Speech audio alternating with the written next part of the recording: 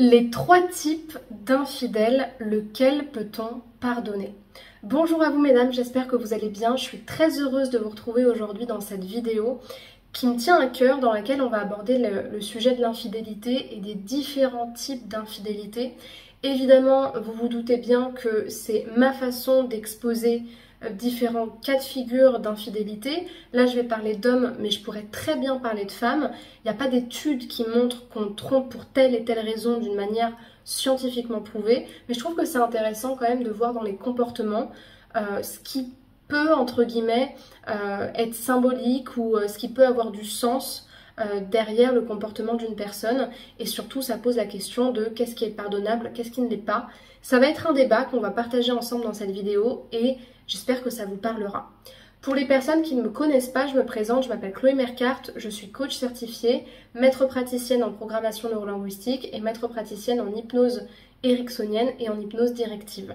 Depuis 2020, j'accompagne les femmes à s'aimer plus, à s'accepter telles qu'elles sont, à se valoriser et notamment à sortir de la dépendance émotionnelle dans leurs relations amoureuses pour vivre des relations amoureuses saines et épanouies et surtout avoir la vie qu'elles veulent avoir en tant que femme. Si vous n'êtes pas encore abonné à la chaîne ou au podcast, je vous invite à le faire maintenant en cliquant sur le bouton rouge s'abonner pour les youtubeurs et le bouton vert pour les podcasteurs, donc le bouton s'abonner, et puis activer la petite cloche pour pouvoir recevoir toutes les prochaines notifications d'épisodes et de vidéos qui sortiront dans la semaine. Sachez également que j'ai créé pour vous une formation offerte qui a déjà aidé plus de 500 femmes à commencer un travail sur elles, sur l'estime de soi et sur leur rapport aux hommes. Cette formation, elle s'appelle « Incarner la femme sensationnelle, lumineuse et unique qui l'épousera » et elle est disponible dans la description de l'épisode et de la vidéo. Donc vous cliquez sur le deuxième lien qui est proposé, vous inscrivez votre adresse mail et votre prénom dans le formulaire et vous la recevrez directement par mail. Donc comme je vous le disais en introduction, il y a, alors ça c'est ma croyance, d'accord, il n'y a aucune étude qui le prouve, mais moi je pense qu'il y a autant d'hommes infidèles que de femmes infidèles. Souvent les hommes me disent c'est quand même plus les femmes qui trompent et les femmes me disent c'est quand même plus les hommes qui trompent. Moi je pense pas, je pense qu'il n'y a rien qui le prouve, je pense que c'est très différent. Moi dans mon cabinet j'accompagne à 95-90% des femmes parce que c'est mon choix et que c'est aux femmes principalement que je m'adresse et j'ai pas totalité de femmes qui trompent, mais j'en ai, et de tout âge d'ailleurs, donc c'est pas l'apanage des hommes, c'est pas parce qu'on est un homme qu'on est un gros dégueulasse, d'ailleurs c'est pas parce qu'on trompe qu'on est un gros dégueulasse, il y a plein de raisons à ça. Je trouve que quand on aborde ce sujet-là, c'est très important de différencier, en fait d'identifier sur quels critères est-ce qu'on va se baser pour parler de l'infidélité. Est-ce qu'on va parler du critère moral? Moi, ce n'est pas de ça dont je vais parler, d'accord? C'est pas mon but, je suis pas Dieu, je suis pas le juge, je suis personne. Donc, c'est pas à moi de juger ce qui est bien de ce qui est mal. Là, on va l'aborder d'un point de vue psychologique, d'un point de vue thérapeutique, pour comprendre qu'est-ce que ça peut signifier. Et de l'autre côté, pour la partenaire ou le partenaire qui est trompé, qu'est-ce qu'on peut en comprendre et, entre guillemets, quelle décision est-ce qu'on peut prendre par rapport à ça? Donc ça, c'est très important de comprendre qu'est-ce qu'on juge exactement dans la tromperie et de pouvoir identifier où est-ce qu'on se place, nous, par rapport à ça. Donc, évidemment, sur le plan émotionnel, on peut condamner la tromperie, mais ici, le but, c'est pas de la justifier, c'est simplement de la comprendre sur le plan psychologique et les raisons qu'il peut y avoir à ça. Donc, mon présupposé dans cette vidéo, de manière globale, c'est le mien, c'est ma liberté, c'est une liberté que je prends. Mon présupposé à moi, c'est que quand une personne trompe, c'est elle-même qu'elle fait cocu. Moi, c'est mon présupposé et je vais vous expliquer pourquoi dans les 3 différents types d'infidèles que j'ai moi-même catégorisé, c'est mieux. Donc, le premier type d'infidèle, selon moi, d'infidèle homme ou d'infidèle femme, c'est l'addict au sexe. Alors, par là, j'entends effectivement une personne qui a été diagnostiquée ou qui pourrait être diagnostiquée pour une vraie addiction au sexe. Et j'entends aussi, pour moi c'est la case, se remplir de ça en fait. Se remplir de sexe, se remplir de rapports, même s'il n'y a pas une addiction avérée, parce que pour qu'il y ait une addiction, il faut qu'il y ait certains critères remplis avec un certain degré d'addiction. ou oui, d'addiction à ces comportements-là. Mais là, ici, c'est la catégorie de la personne qui va utiliser en fait le sexe pour pouvoir se remplir de quelque chose. Et c'est pour ça qu'ici, la tromperie, elle est même pas, comment dire, elle est même pas comprise dans la symbolique de tromper et de trahir. C'est même pas l'idée en fait, c'est même pas l'idée de faire mal à l'autre ou de trahir la relation. Mais c'est souvent des personnes, hommes comme femmes, qui vont le faire pour remplir un vide. Et ça peut aussi être des personnes, on le voit avec la dépendance affective, qui ont d'autres addictions. Qui ont des addictions au tabac, qui ont des addictions à l'alcool, qui ont des addictions à la cocaïne, qui ont des addictions, par exemple, on peut voir au sport, ou même plutôt d'addictions qui vont être liées à la nourriture. Tout ce qui va être lié en fait au fait de se remplir physiquement et parfois d'aller dans des comportements de destruction de soi-même. Et c'est pour ça que dans ce cas de figure-là, encore une fois, du point de vue psychologique, évidemment qu'il y a un mal qui est fait à l'autre, mais à ce moment-là, la personne, elle le fait malgré elle, dans le sens où, souvent, quand on parle de ces personnes-là, il y a comme une sorte de distinction totale entre sexe et sentiment. Et c'est parfois certaines personnes, des personnes qui peuvent vous dire, bah moi en fait j'aime mon mari ou j'aime ma femme, vraiment je l'aime, mais le truc c'est que je peux pas m'empêcher de la tromper, c'est comme si j'avais deux vies. Et moi j'ai eu déjà des expériences en cabinet, hommes comme femmes, de personnes qui en fait, selon elles, ne pouvaient pas s'empêcher d'aller vers ces comportements-là parce qu'il y avait quelque chose d'inconscient à venir remplir, en fait une intention positive de j'ai besoin de me remplir de quelque chose, peut-être lié à mon passé, sûrement lié à mes blessures d'enfance. Je ne pense même pas à mal par rapport à mon partenaire, évidemment je me sens coupable, mais cette addiction-là que j'ai, cette tendance-là que j'ai à me remplir justement d'autres personnes et à vouloir constamment aller vers la nouveauté, constamment comme consommer d'autres liens pour ne pas manquer de quelque chose, pour ne pas être en manque de nouveautés ou être en manque de nouvelles personnes ou de nouvelles sensations, et bah c'est comme s'il y avait une sorte de double vie presque entre les sentiments et les comportements, et presque comme s'il y avait une sorte de déni. Alors le déni c'est un processus psychologique bien particulier, là j'utilise un abus de langage pour faire une comparaison, dans le sens où le déni c'est quand il y a une partie entière de la vie psychique de la personne qui est clivée, c'est-à-dire qu'elle est vraiment autre part, elle n'existe pas.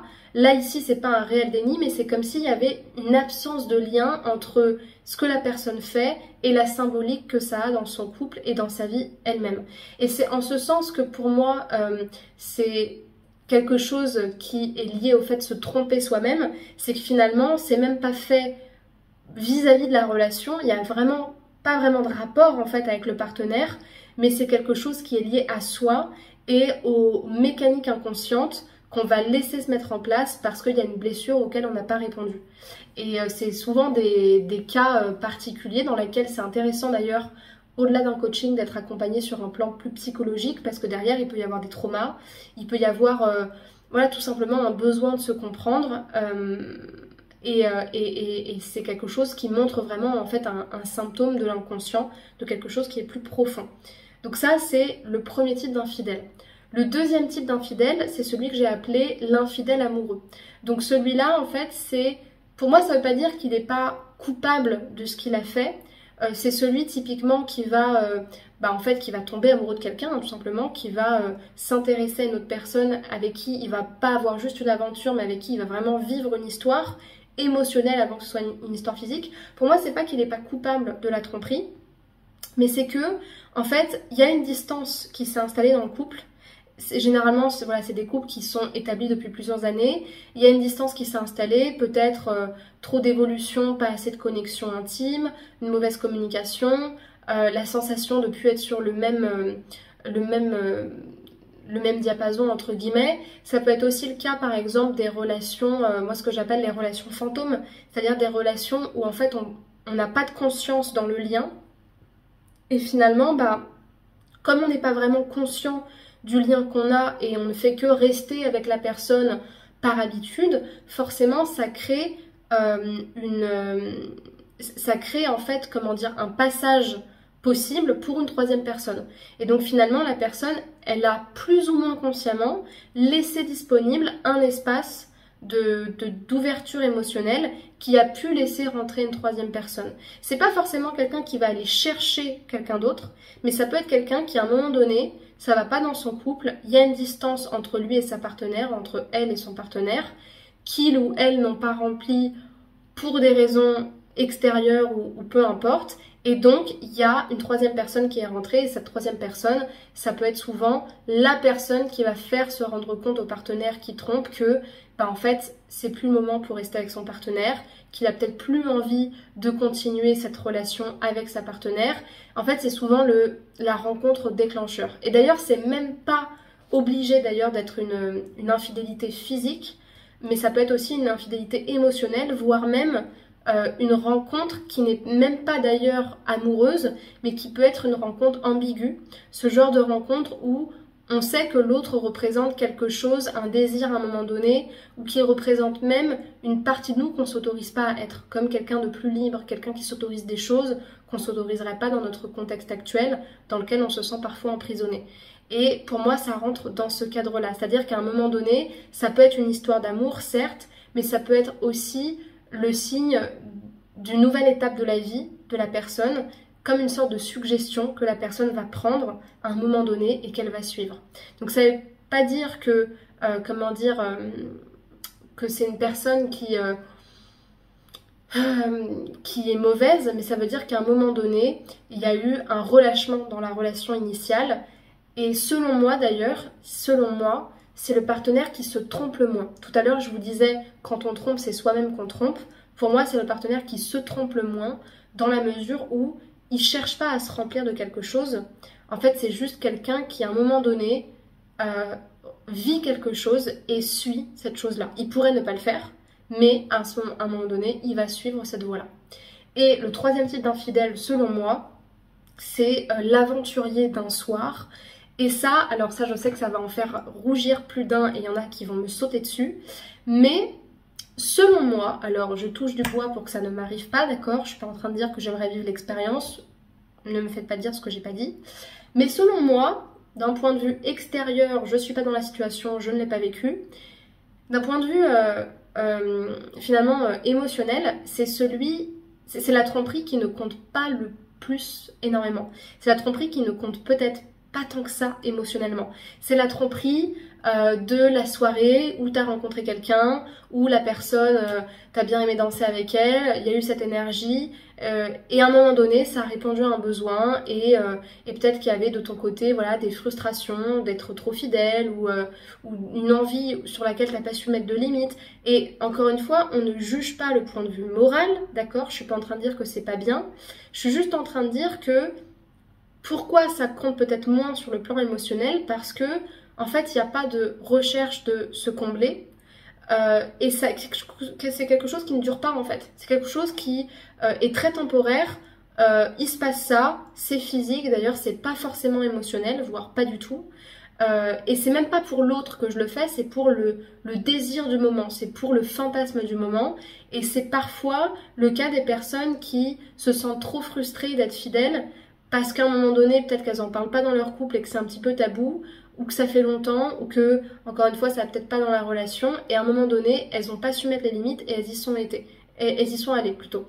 Et donc là, la différence, c'est que ça peut répondre à un besoin de changement, un besoin d'expérience, un besoin aussi de vivre quelque chose face à un manque d'engagement dans la relation. Et pour moi, finalement, de ce point de vue-là, c'est une personne qui se trompe elle-même, dans le sens où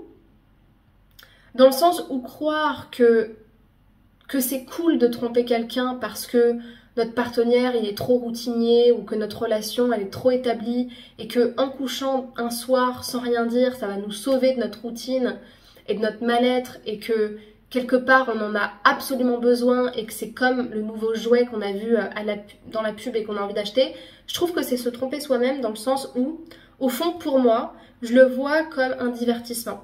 Je le vois comme, j'ai pas envie de voir le vrai problème de ma relation, j'ai pas envie de me questionner sur le fond du problème de mon engagement, donc je vais fermer les yeux, je vais aller à une soirée, je vais faire comme si c'était rien passé, je vais me laisser aller, je vais prendre mon pied sur le moment, je vais distinguer avec ce que je vis d'habitude, et puis finalement je vais faire comme si de rien n'était, mais ça me ramènera toujours à ce qui se passe pas bien dans ma relation.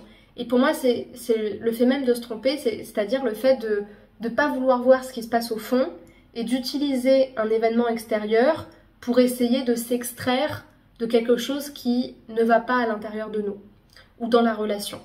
Donc, en fait, ce que j'essaie de vous dire à travers cette vidéo, c'est que d'un point de vue psychologique, finalement, la tromperie, je trouve que c'est quelque chose de très personnel, selon moi. Je trouve que c'est quelque chose qui a beaucoup plus à voir avec vous qu'avec le partenaire qu'on trompe.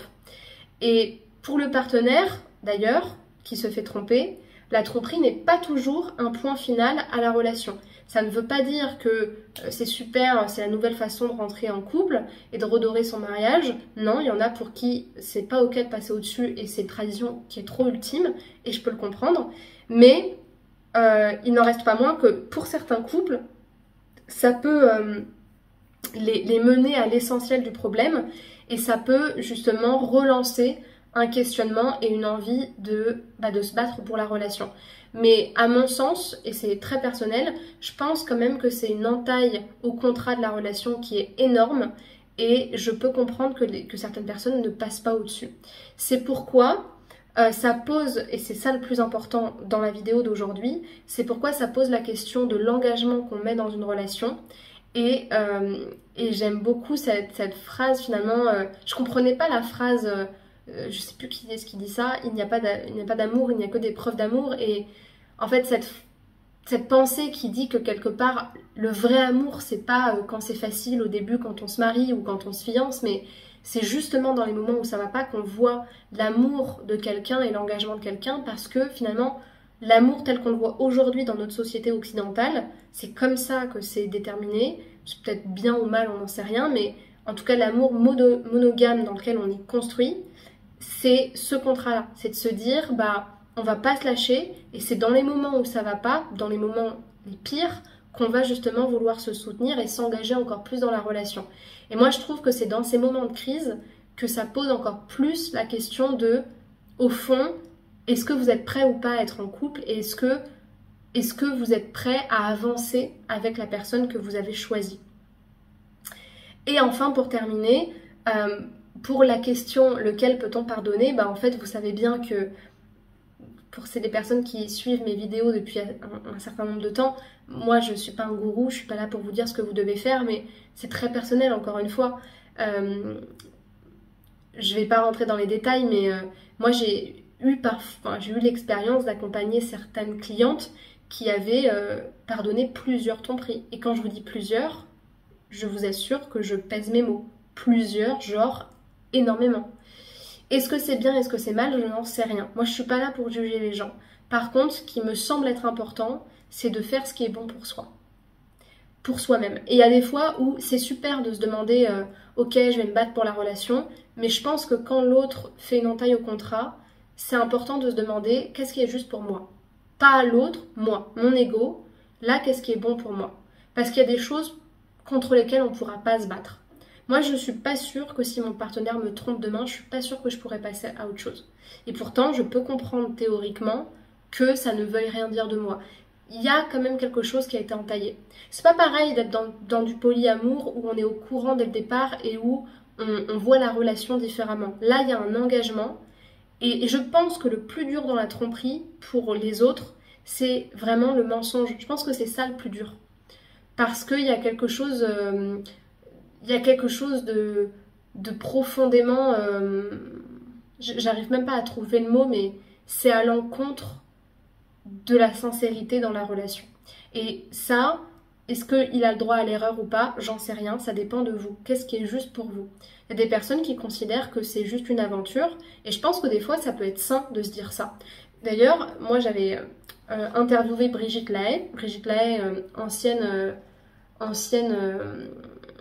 actrice porno dans les années 80, qui aujourd'hui est auteure dans les relations amoureuses, dont j'aime beaucoup les présupposés, dit que quand on trompe, on ne doit pas le dire, parce que c'est quelque chose de personnel et que ça n'a aucun intérêt dans la relation.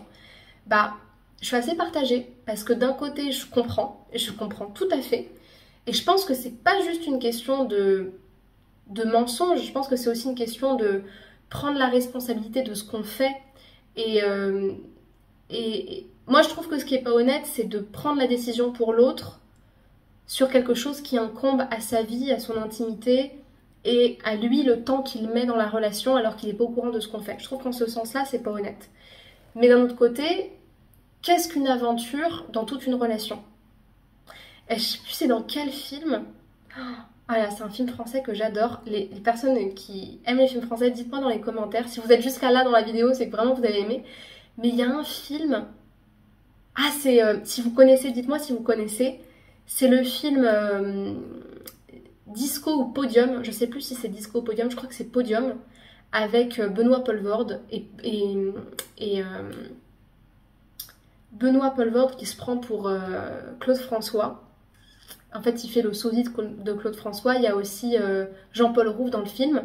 Et à un moment donné, il y a une scène où Benoît Poelvoorde il part complètement en vrille et il trompe sa femme avec une autre de ses danseuses. Et il y a sa femme qui arrive dans le studio et il dit mais chérie, c'est juste un petit coup de...